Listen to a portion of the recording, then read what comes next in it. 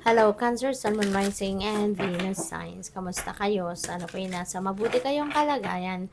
Welcome back po sa Star Tarot. At kung bago kayo rito, welcome din po kayo. Please subscribe, like, share my videos, and leave me a comment kung nakaresonate po kayo. Thank you. So, tignan natin kung ano yung mga messages ni Cancer. First message po ninyo, relaxation.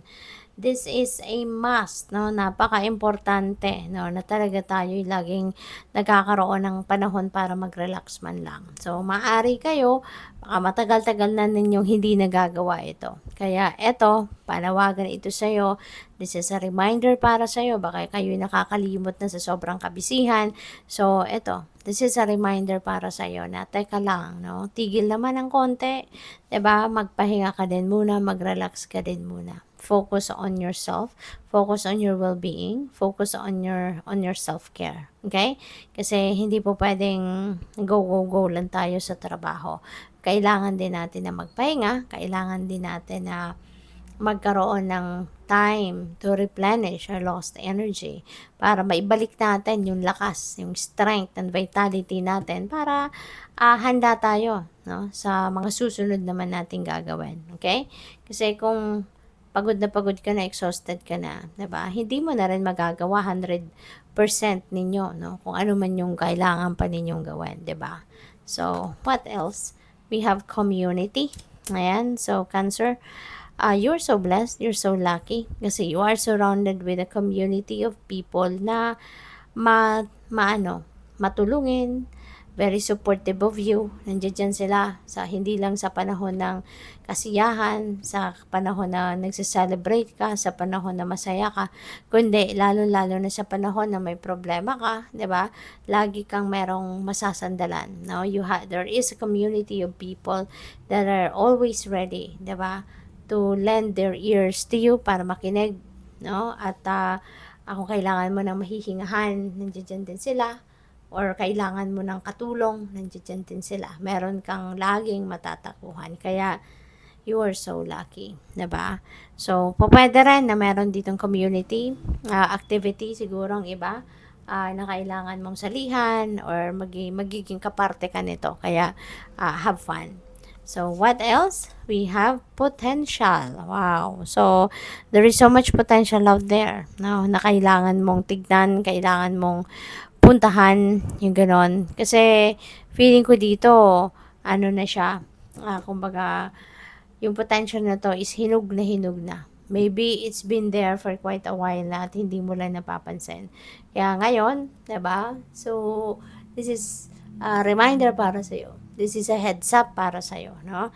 Na before it slips away from you, bago pa man ito mawala, bago pa man ito mapag-interesan ng iba, 'di ba? Ay tignan mo na. Okay, buksan mo na ang iyong sarili para sa kung ano man ang mga posibilidad at oportunidad na nandiyan dyan. Alright? So, tignan natin kung ano pa yung mga messages ninyo.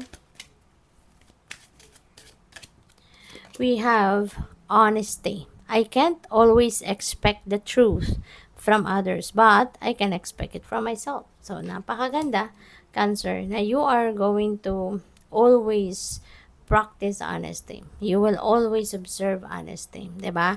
Kasi para tayo na makapag-attract, no, ng mga tao na magiging honest sa atin, we should be honest to ourselves first, 'di ba? Kasi kung ang energy natin may dishonesty na, so natural hindi tayo mag-a-attract ng mga tao na magiging honest din sa atin. Kasi kung tayo nga hindi tayo maging honest sa sarili natin, 'di ba? Kaya napakaganda na you are going to embrace, 'di ba?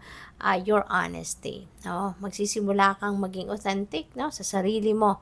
At for sure, 'di ba? Kung honest ka sa sarili mo, then definitely you will be honest towards other people. And when you do, ayun, yun din ang klaseng energy na mamamagnetize mo towards you. Kaya you can expect as well na, 'di ba, kapag honest ka sa sarili mo, yung mga taong dadating din sa buhay mo, 'di ba, will be honest with you as well. So, of happiness, I am aware that being happy means that I am on the right path. 'Di ba? So, napakaganda. Ibig sabihin nito na nasa right path ka siguro, no? And it's because maybe you are listening to the guidance of the universe lagi, 'di ba? Kasi We are always divinely guided. Lagi tayong ginagabayan ng universe. Sometimes lang, hindi tayo nakikinig sa guidance niya. Hindi tayo nakikinig sa intuition natin, hindi ba? Minsan nakikinig tayo pero hindi natin ito ginagawa kasi maaaring pinagdududahan natin. Minsan, no? Kung ano yung sinasabi natin sa atin ng ating intuition. Kaya, now that you are on the right path, ibig sabihin nito, no? Na nakikinig ka sa guidance ng universe and you're not just listening but you are also following the guidance kaya napunta ka sa right path, no? And therefore, kapag nasa tamang path ng dinadaanan mo, talagang magiging masaya ka kasi yan ang nakalaan para sa'yo, no? Na mapuntahan mo. Kaya magiging masaya ka. Kasi kung anong hinanda ng universe para sa'yo on that journey ay may experience mo. No? So, what else? We have denial. I acknowledge my fear, but I replace it with the insight of awareness. Ayan. So, baka ang iba sa inyo rito, may takot, no, na nararamdaman. Kaya, siguro, this is a situation, no, na siguro, nakikita mo nang nangyayari, nag-unfold na. Pero, kumbaga, in denial ka. Yung parang, hindi mo siya ino-acknowledge, hindi mo siya kinikilala or hindi mo siya parang hindi mo matanggap, hindi mo tinatanggap sa sarili mo, 'di ba? Even if very obvious na yan ay para sa iyo, very obvious na yan ay nakakaapekto sa iyo, but you are still in denial. Parang ayaw mo pa rin tanggapin. Parang ayaw mo pa rin i-accept sa sarili mo, 'di ba? Na yan talaga ay nag-unfold na. It's maybe because of fear. But eventually, mapag-iisipan mo din 'yan, no? Lalo-lalo na nasa nasa tamang daan ka, nasa tamang wisyo ka. You just need siguro time to reflect on that, no? At yan ay magbabago din ang energy mo into something positive. Okay? Kasi wala namang permanente sa mundo. Okay? Lahat ng nararamdaman natin nagbabago. Lahat ng ginagawa natin ay pwedeng magbago anytime din. Diba? So, everything changes in a second. Including this, no? Yung pakiramdam ninyo, yung takot na yan, that will change. Yung denial na yan, that will change.